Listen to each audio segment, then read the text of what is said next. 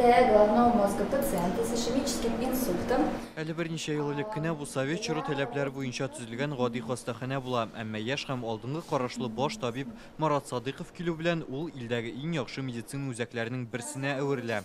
2012 елда киң колачлы бу үзгәрешләргә Марат Садыйков үзе дә бәя биргән иде.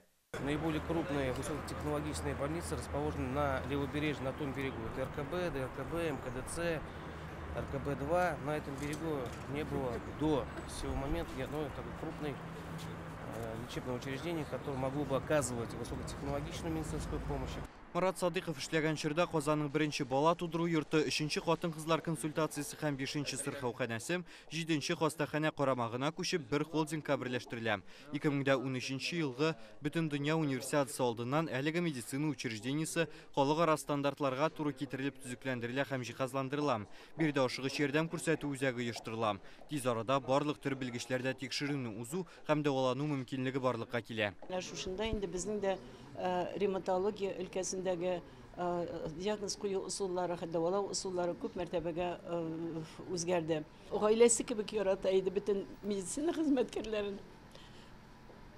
Оннары җимак түрендә булсын. Бик сагынырбыз аны.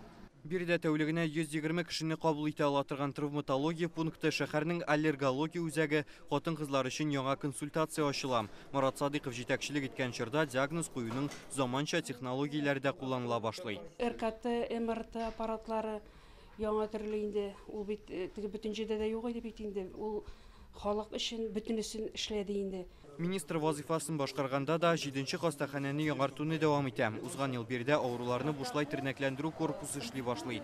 2021 елда әлеге медицина учреждениесе янында парк ачыла. Бу илдә янәшәсендә шундый ял итү урыны ясалган беренче хастаханә була. Все эти изменения, которые сейчас... Медицинадагы яңа корылмалар, ФАПлар, сырхауханә тернәкләндерү үзәкләре халык өчен эшләнгән. Аларның ихтыяҗларын күздә тотып төзелә. Татарстанның медицина корылмаларын һәм мондагы мәгълүмати технологияләрне бары тик уңай яктан бәялим. 7нче хастаханәнең төп көче югары белемле табиблар. Марат Садыйков үзе дә аларның тулы бер буынын тәрбияли.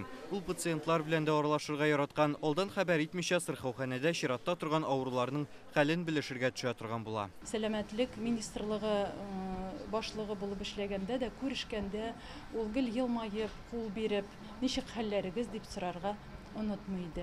Кешенең тормышын озынайтып кына түгел, аның сәләтле итәр өчен бик күп көч кертте. Аның сүзен һәрберебез дә тыңлый идек. Ул һәрбер кешегә җиткереп, аңлатып һәм үзенең ярдәменнән ташламыйча безгә ярдәм итәдер. Шәфкать туташларын, санитаркаларны, врачларны бүлми иде. Бөтенсенә аның мөнәсәбәте бер төрле иде. Дәрәҗәле табиб һәм министрның исемен мәңгеләштерү йөзеннән Дәүләт Думасындагы Татарстан депутатлары 7нче шәһәр хастаханәсенә Марат Садыйков исемен бирү тәкъдиме белән чыкты. Рүзәл Шарипов, Алмаз Зиятдинов, Яңа Гасыр каналы.